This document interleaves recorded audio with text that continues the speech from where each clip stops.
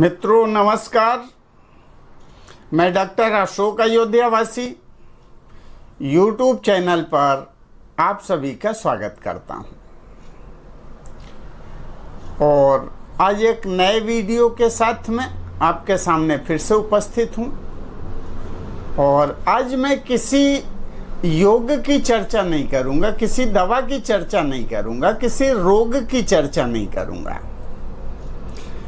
और आज का जो विषय है वो आपके लिए बहुत ही आवश्यक है। वीडियो बहुत छोटा है, लेकिन ध्यान से सुनेंगे तो बहुत अच्छा रहेगा। आयुर्वेद के बारे में जन सामान्य में जो भ्रांति फैली है वो यह कि आयुर्वेद की कोई एक्सपायरी नहीं होती। और ये सही है कि कुछ चीज़ों की एक्सपायरी नहीं होती है और कुछ चीज़ों की एक्सपायरी हो जाती है।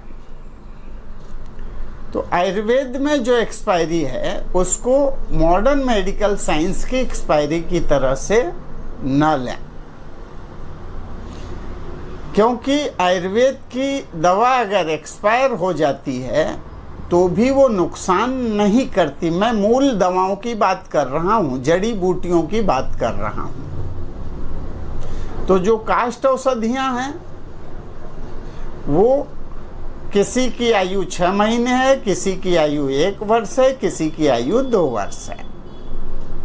उसके बाद वो धीरे धीरे निष्क्रिय हो जाती हैं, फलदायक नहीं रहती हैं। उन्हीं औषधियों को अगर पीस करके चूर्ण बना ले तो उनकी आयु और भी कम हो जाती है। इसकी जानकारी के लिए आप किसी भी अच्छे वैद्य से पूछेंगे तो वो बता देंगे। जैसे कि हरड़ है, तो हरड़ 1 साल तक बहुत अच्छा काम करती है। 1 साल से ज़्यादा पुरानी हो गई तो उसका गुण न्यून हो जाता है। और इसी ढंग से उसका पाउडर अगर बना लेते हैं तो वो 6 महीने 4 महीने इस ढंग से उसकी आयु होती है। उसके बाद उसे एक्सपायर मान लीजिए आप। लेकिन समुचित रख रखाव अगर है तो वह ज़्यादा समय तक भी काम दे सकता है, परंतु वह विष में परिवर्तित नहीं होगा। ध्यान रखिए, एक्सपायर होने के बाद वो जहरीला नहीं होगा, नुकसानदायक नहीं होगा। हरड़ का पाउडर बना लिया, 6 महीने तक उसकी आयु है, 8 महीने हो गया तो आपको लाभ नहीं करे लेकिन नुकसान नहीं करेगा।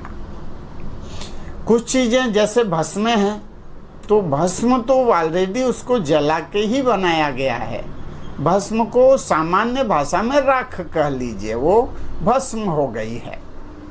अब भस्म बनाने के बाद में उसमें क्या खराब होने वाला है? तो इनकी असीमित आयु होती है। और आसव और अरिष्ट ये जो हैं ये भी असीमित आयु वाले होते हैं। लेकिन काढ़ा है, क्वाथ, वो खराब हो जाता है। तो कुछ जो कंपनियों के बने बनाए आते हैं उन किसी की आयु 6 महीने है, किसी की आयु साल भर है, तो वो एक्सपायर हो जाता है। लेकिन उसके बाद भी वो विष नहीं होता है, तो उनका प्रयोग न करें। तो दूसरी चीज़ों की तरह से आयुर्वेद में भी लोग एक्सपायरी तलाशने लगे। अब आसव अरिष्ट को अक्सर वैद्य बताते हैं कि जितना पुराना हो उतना अच्छा है। वैसे ही आयुर्वेद में कुछ चीज़ें शहद के संयोग से बनती हैं। शहद अपने आप में एक अच्छा प्रिजर्वेटिव है, तो शहद में जो औषधियाँ बनी हैं उनकी आयु और ज़्यादा हो जाती है। मान लीजिए आंवला है, तो आंवला 1 साल बाद धीरे धीरे निष्क्रिय होने लगता है, 2 साल के बाद बिल्कुल बेकार हो जाता है। लेकिन उसी आंवले को आप शहद में डुबा करके रखिए तो हो सकता है कि 2 साल बाद भी वो निष्क्रिय ना हो, तो उसके जो गुण हैं वो संरक्षित हो जाते हैं। तो इस ढंग से आयुर्वेद की दवाइयों में भी ये देखना पड़ता है कि कौन सी दवा कितने समय तक काम करेगी। बस एक अच्छाई है इसमें कि ये अगर ज़्यादा पुरानी भी हो गई तो वो काम नहीं करेगी, लेकिन उल्टा काम भी नहीं करेगी। आयुर्वेद दो तरह का, एक तो जो जहाँ योग्य चिकित्सक की ज़रूरत पड़ती है, रस, भस्म या इस प्रकार की रसायन औषधियों का प्रयोग करते हैं। लेकिन हमारे घरों में जो आयुर्वेद प्रयोग होता है, जैसे तुलसी का काढ़ा, अब इसमें किसी वैद्य से कहाँ पूछने जाते हैं हम, तुलसी का काढ़ा बनाया और पिए। हमारी दादी भी जानती थी, नानी भी जानती थी, और इन दादी नानी की वजह से ये आयुर्वेद हमारे पीढ़ियों में चला आया। जो आगे की पीढ़ी आई उसको वो ज्ञान ट्रांसफर हो गया। आयुर्वेद के अंदर जो भ्रांतियां हैं वो आप समझेंगे तो अपने आप दूर हो जाएगी। हर औषधि की एक निश्चित आयु है, किस औषधि की कितनी निश्चित आयु है ये किसी वैद्य के संपर्क में रहेंगे तो बहुत अच्छे तरीके से जान लेंगे। संक्षेप में मैं ये बता करके अपनी बात समाप्त करना चाहूँगा कि काष्ठ औषधियों की आयु 1 साल होती है और इसी में किसी किसी की 2 साल भी होती है। पाउडर बनाने पर उनकी आयु कम हो जाती है। आशव, अरिष्ट और भस्म जो है ये असीमित आयु वाले होते हैं। शहद के योग से जो औषधियाँ बनी हैं उनकी आयु लंबी हो जाती है। पारे और गंधक के योग से बनी हुई औषधियों की आयु भी लंबी होती है।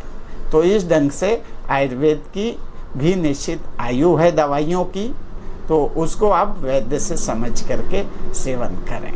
कोई समस्या है तो आप निश्चित रूप से किसी प्रशिक्षित वैद्य से मिलें।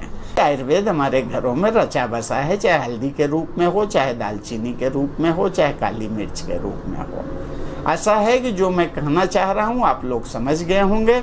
और एक निवेदन के साथ में मैं अपनी बात समाप्त करना चाहूँगा। अगर मेरा वीडियो आप पहली बार देख रहे हैं तो मेरे चैनल को सब्सक्राइब करें, घंटी की बटन को क्लिक करें और ऑल नोटिफिकेशन को सेलेक्ट करें।